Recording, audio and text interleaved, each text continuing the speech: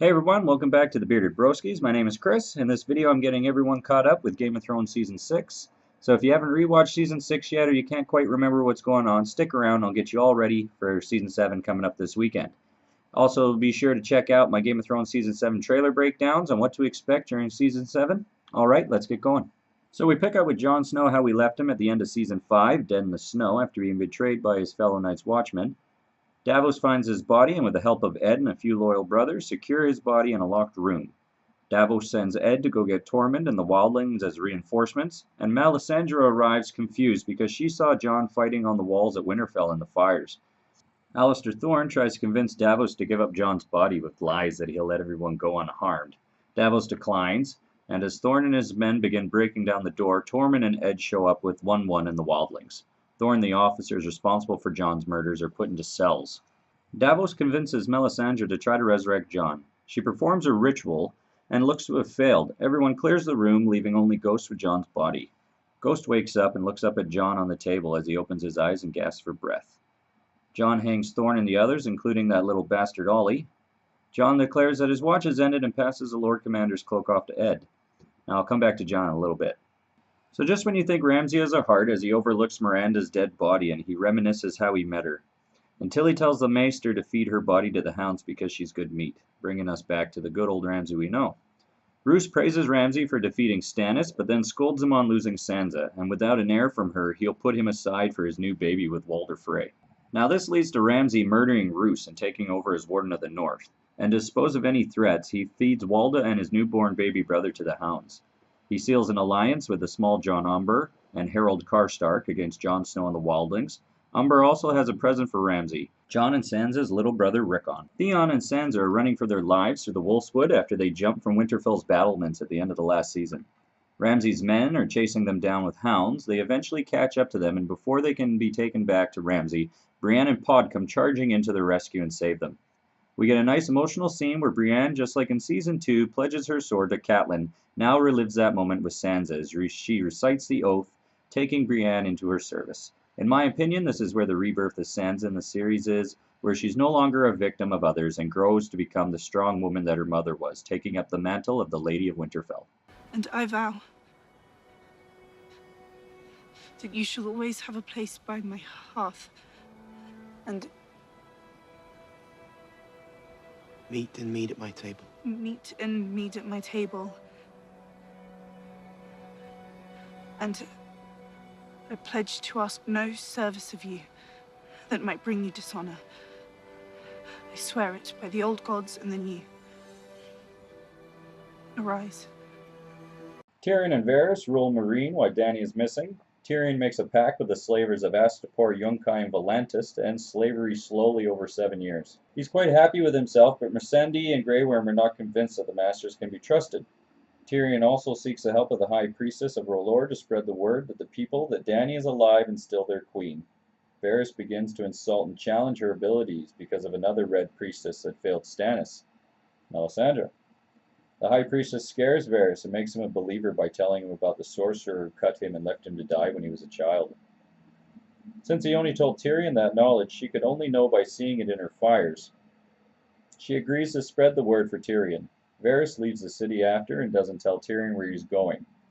Tyrion tells jokes and drinks wine with Grey Worm and Missandei, since everything is going so well with his plans. That is until the alarms sound, because the Masters are sighted sailing a massive fleet into Meereen's harbor. While that's happening, Dany is being herded like a slave back to Vael's Dothrak, where her fate will be decided by the Khals.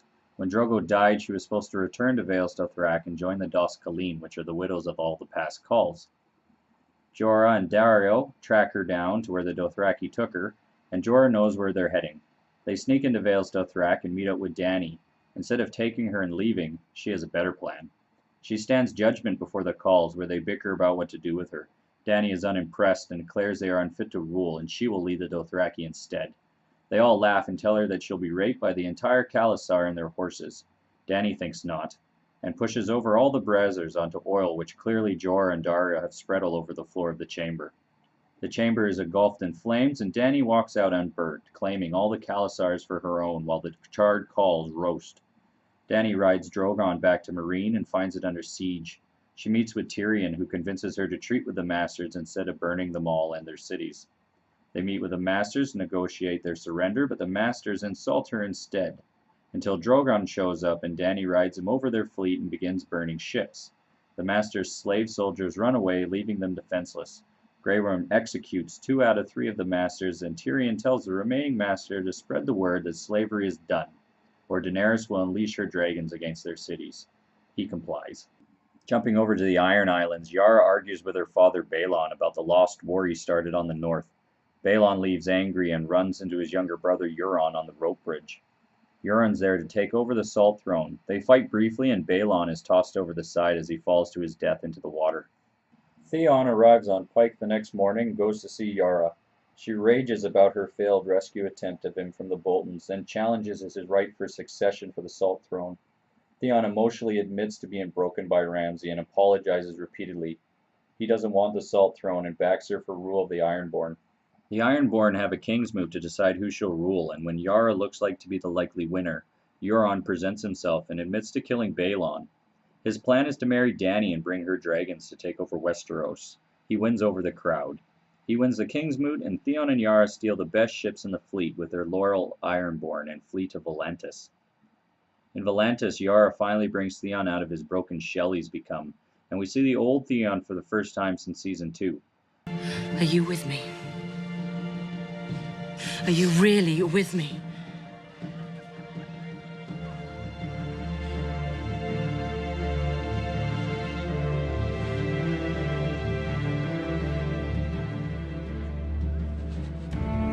They sail to Meereen and present themselves before Dany. They offer all their ships in return for her helping them avenge their father's death and giving them back the Iron Islands. Dany agrees to these terms as long as they decide that they will not reave anymore in the future. And by far the most wasted storyline in the series is Dorne. All that happens this season is Aelaria Sand murders Doran and his son and takes control of Dorne. That doesn't make much sense, is completely different from the book, and I just completely hate it. But at any rate, she invites Olenna Tyrell as her guest, and she offers her revenge for Cersei murdering her whole family.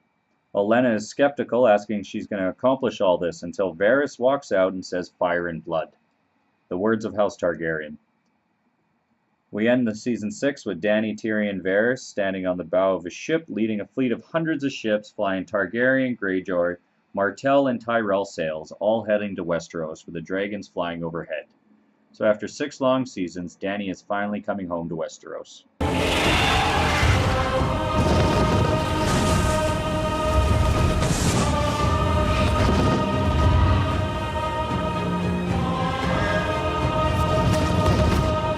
Brienne safely brings Sansa back to Castle Black, and we finally get a quick Stark reunion that we've been waiting seasons for. Sansa convinces Jon that they need to take back Winterfell from Ramsay and rally the northern houses behind them.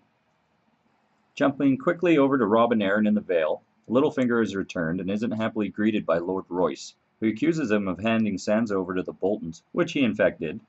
He uses his influence with Robin to silence Lord Royce, and forces him into leading the Vale to war north to help Sansa. After they arrive in the north, he sends word to Sansa to meet him secretly. She meets him accompanied by Brienne. He brings news that her uncle the Blackfish has taken back Riverrun, and that he has brought the Knights of the Vale north to help her and Jon take back Winterfell. Sansa almost has him killed instead for giving her to Ramsay and tells him she never wants to see him again, which isn't very smart since he's just brought 10,000 men with him to help her. After she sends Brienne and Pod to seek help from her uncle the Blackfish. Not a good start for Cersei. She gets word that Marcella's boat is returning from Dorne, so she rushes to the harbor to welcome her back, to only see Jaime escorting her dead body.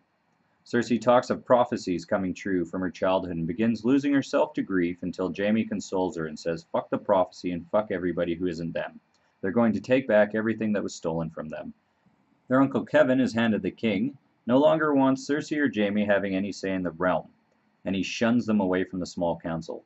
They later convince him and Lady Olenna to support them in a plan to free Margaery and arrest the High Sparrow to end the religious uprising that is plaguing both of their houses. They end up consenting to this arrangement. Jaime and Mace Tyrell march the Tyrell army to the Sept of Baelor, demanding Margaery's release before she does her Walk of Atonement. The High Sparrow is more cunning than they knew, He has manipulated King Tommen over to his side, and so Jaime has no choice but to stand down when he walks out of the Sept with Margaery hand in hand. Jaime, for attacking the Sept, is stripped of being Lord Commander of the Kingsguard and sent to relieve the siege at River Run that has been taken back from the Freys by the Blackfish. Cersei reassures him she'll be okay without him. She has the mountain to fight for her at the trial. Or so she thinks. After Jaime leaves with his army, the High Sparrow has convinced Tommen to publicly proclaim that trial by combat is officially abolished from now on. Cersei is in shock. Tommen has basically sentenced his own mother to full punishment from the High Sparrow. Qyburn shows up and tells Cersei he has found what she sent him looking for. At this time it's a mystery to us what he's found. Sam and Gilly have taken a ship to Hornhill, Sam's family home, and receives a warm greeting from his mother and sister. His father, on the other hand, greets them coldly at dinner and figures out Gilly is a wildling. Sam steals away in the night and takes his Valyrian steel sword Brightboar from his father and runs away to Oldtown with Gilly and the baby.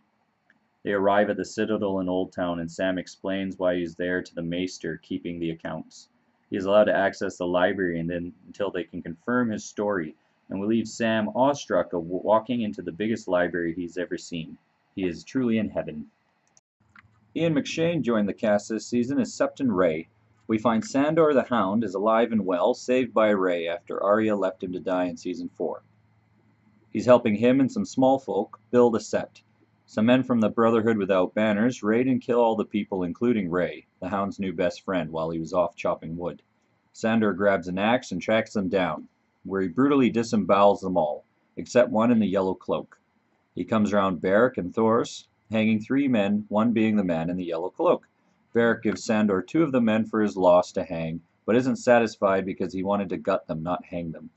After, Beric and Thoros try to convince Sandor to join them in the fight against the Dark, so he can redeem some of the bad he's done in his life and come north with them to fight the army of the dead. Jaime and Bronn arrive at Riverrun to find the Freys being incompetent with their siege.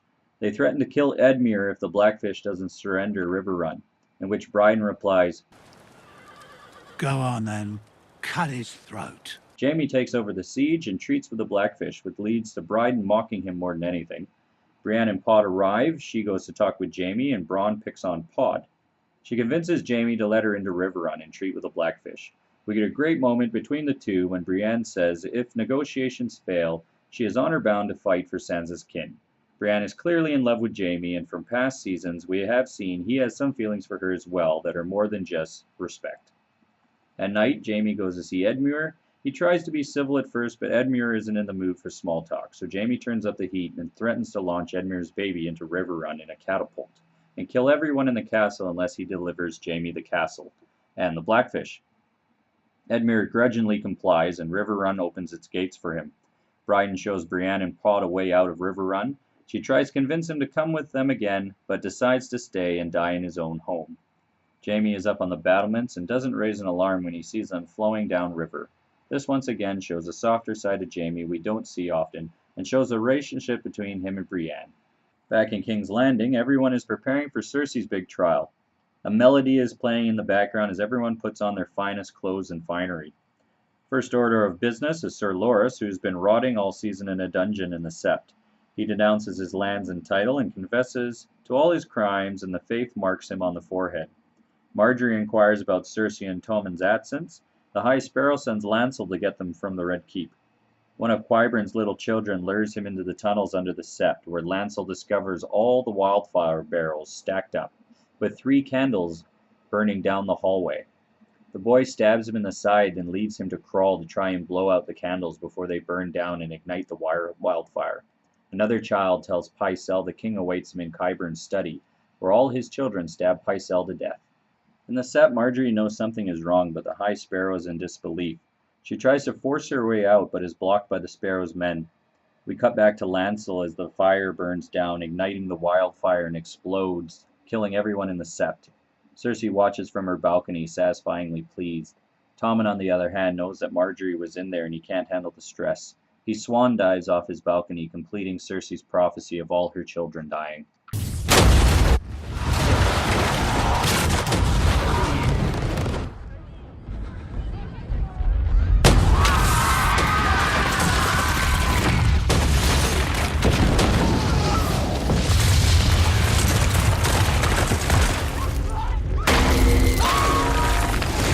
Qyburn shows her his body, and she commands him to be burnt and buried with his brother and sister and her father where the sept once stood.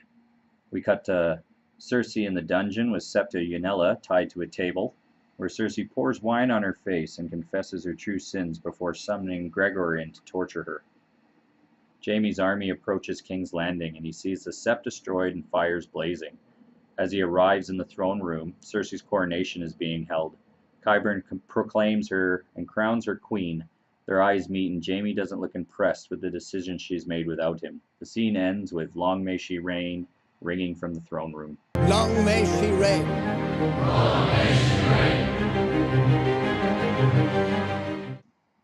We find Arya blind and begging on the streets of Braavos. The waif shows up to beat her with a staff day after day until Jaqen gives her sight back. Her final test will be to poison an actress in a traveling show.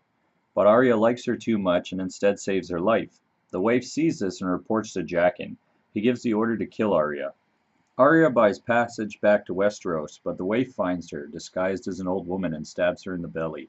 Arya dives into the canal to escape and barely makes it to where the actress performs to save her. She wakes up in the actress's home, being nursed back to health. A few days later, the waif finds her again, kills the actress, and chases Arya through the streets of Braavos. Arya leads her to where she's been hiding, draws needle, and cuts the candle in half to fight her in the dark, where Arya excels. Jaqen follows a blood trail down the halls of faces, beneath the house of black and white, and finds the waif's face freshly mounted on the wall. Arya is behind him, needle drawn, and presses it to his chest. He's unmoved by this. He says, "Finally a girl is noble." A girl is Arya Stark of Winterfell. And I'm going home. She waits for him to challenge her, but instead he smirks as if he knew what she would do all along and lets her go. Jaime is feasted at the Twins, where Walder Frey is celebrating his great victory. Jaime reminds him the Lannisters gave them to hold the Riverlands, and if they can't keep them, then why do they need the Freys? He leaves Walder to chew on that and leaves for King's Landing the next morning. A servant girl brings Walder pie to break his fast. When he notices his sons Lothar and Waldar are late to meet him, the girl tells him that they're already here. Walder doesn't understand. He can't see them, so she points to the pie. "They're in here, my lord." He breaks off the crusts and sees a toe. The servant girl takes off her face, and it's Arya. Arya has avenged the deaths of Robb and Catelyn now, and crosses another name off her list. And that's how we end the season with Arya. Jon and Sansa go to seek help from the northern houses. First they visit Lord Glover and try to convince him to join them. After a heated debate, he declines, declaring that his family has lost too much and all the Starks are dead. They go to Bear Island next to House Mormont, where they're shot down by the fiery lady Lyanna Mormont until Davos intervenes and wins her over to their cause. The snows are coming, so they must march with what men they have on Winterfell. Unfortunately, wildlings make up most of their army. They treat with Ramsay before the battle. Jon tries to bait Ramsay's ego with a one-on-one fight, but Ramsay holds back his anger and uses Rickon as leverage. Sansa has had enough talk and said, If you want to save You're them, going to die tomorrow, Lord Bolton. Sleep well.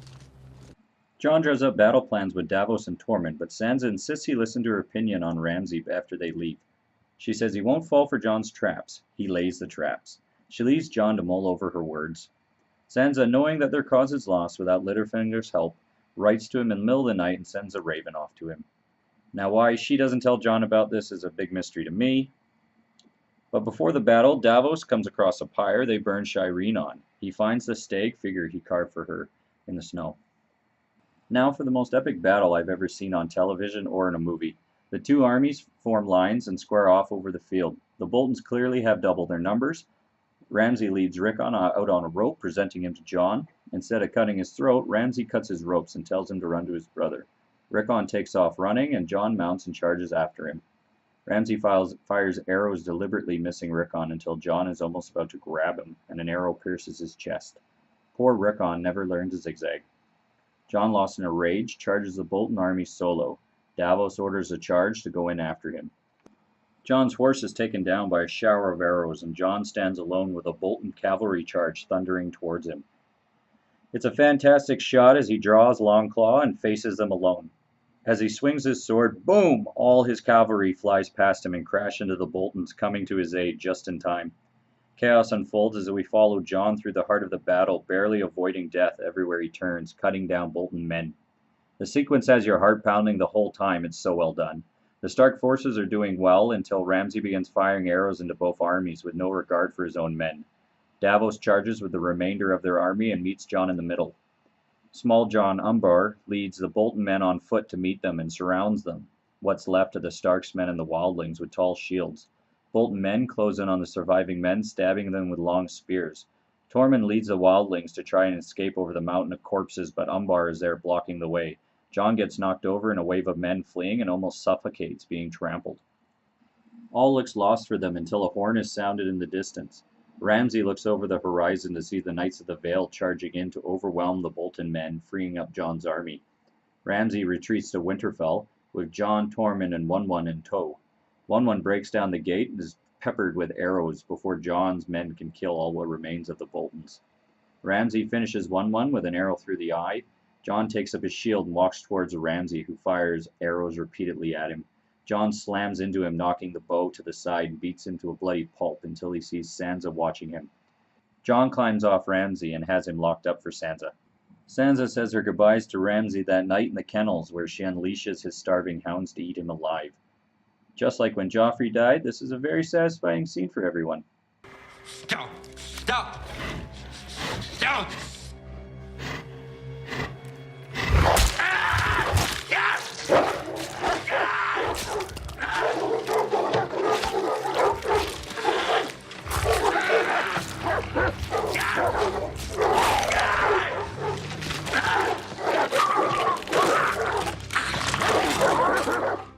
The next day, Littlefinger finds Sansa in the Godswood. He tries to convince her to join him and take the Iron Throne by his side.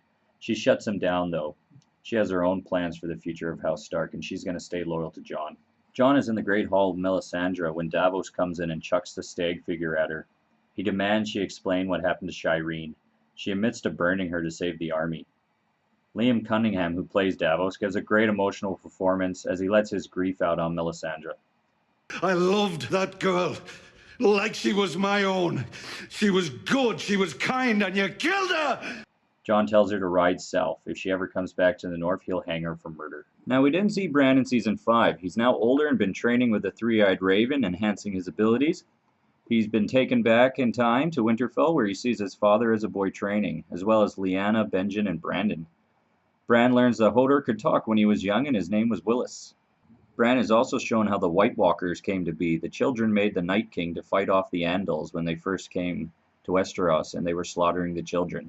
So we now know the origins of the White Walkers. The next vision the Three-Eyed Raven takes him on is to the Tower of Joy, where his father, accompanied by Stark men and Howland Reed, face off with Sir Arthur Dayne and Sir Oswald Went, Rhaegar's Kingsguard. Ned and Howland are the only ones to survive the fight. As Ned climbs the steps to the tower, Bran calls out to him. Ned pauses and looks, but it's the wind. This is a huge plot moment in the show. This could mean that Bran is powerful enough to affect the past. Bran is brought out of the vision before he can see what's in the tower by the Three-Eyed Raven, who looks worried about what happened when Bran called out to his father Eddard.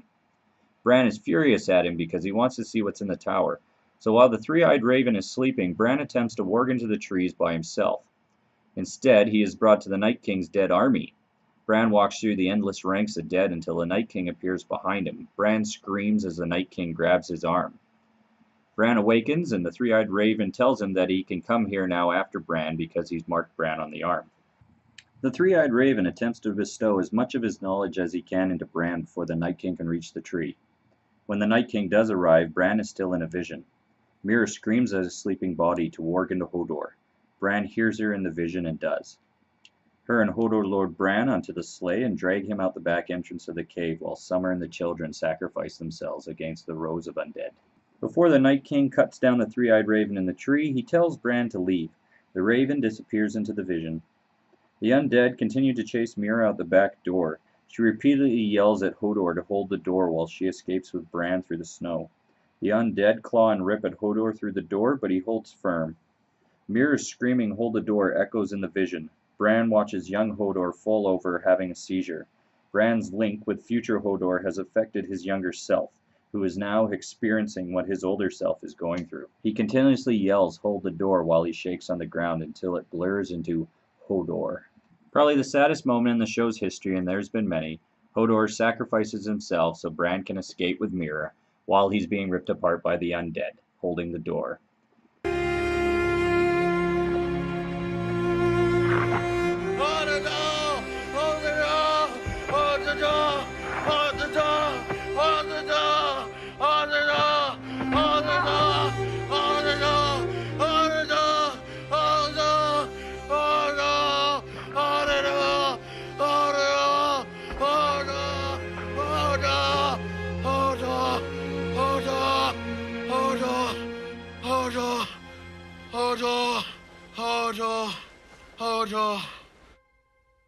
So this is a huge moment in the show. I don't know how George R. R. Martin's even going to explain this in the books, because the whole time travel thing always gets a bit confusing no matter what story you're listening to.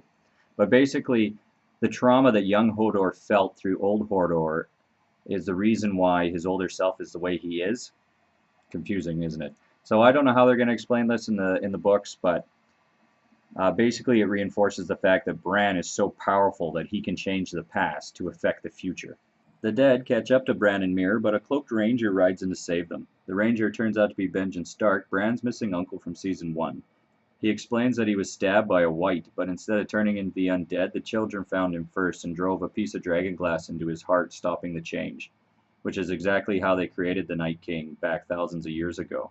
Benjen safely escorts them to the wall, but then he explains to them that ancient spells were carved into its foundation to keep the dead out, which is why he as well cannot pass. Bran's journey in Season 6 ends with him working into the trees once again to see what is in the Tower of Joy. Ned finds Lyanna in a bed of blood, just given birth. Before she dies, she whispers to Ned to promise to take care of the baby, because Robert will kill him if he finds out that it's Rhaegar's son, revealing baby Jon Snow. This has been the biggest fan theory in the show, and in the books, and one I have agreed with since I've read the books years ago. Honorable Ned Stark would never have smudged his honor and made a bastard, but his love for his sister, he honored his promise and took Jon for his own, even against the resentment of Catelyn. He held the secret. The Northern Lords meet in Winterfell's Great Hall after to discuss what to do with winter approaching. Most want to ride home and wait out the winter, but Jon reminds them that the Night King is coming and they need to band together to face him. The hall is undecided until young Lady Lyanna Mormont speaks, quieting the hall. She reminds the great lords that House Mormont answered the call for the Starks while they didn't. She proclaims him her king. Her harsh words arouse them one by one. Lord Manly honors Jon for avenging the Red Wedding and echoes Lady Mormont in proclaiming him the White Wolf, king in the north. Lord Glover asks for forgiveness before swearing his sword, declaring Jon also the king in the north. The room erupts with chants of king in the north, king in the north. Jon rises, accepting his kingship. Sansa looks pleased until her eyes meet with Littlefinger's. He doesn't look happy at this outcome. So that's going to wrap up my Season 6 review, guys. I hope you enjoyed the video. Please like, share, and subscribe. Also, please tune in to tomorrow night where we're going to review Episode 1 of Season 7. I'm Chris with the Bearded Broskies. Thanks for tuning in, guys. See you next time.